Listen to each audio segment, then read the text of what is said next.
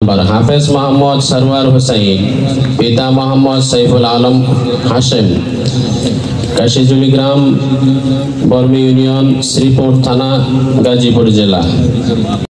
আমাদের মাদ্রাসার এই প্রথম আমরা আমাদের এখান থেকে পড়ুয়া ছাত্র কায়দা থেকে আলিফা থেকে পড়ে হিফজ সম্পন্ন করেছে।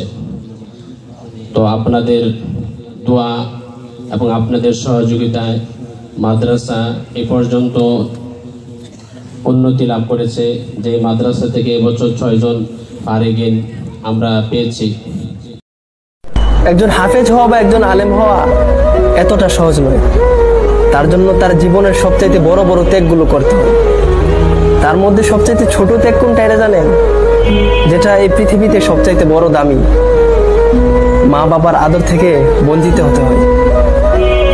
সেই ছোট্ট সময়ে, যে সময়টাতে বাবা মার সামনে হেসে খেলে বড় হওয়ার কথা, সেই সময়টাতে মা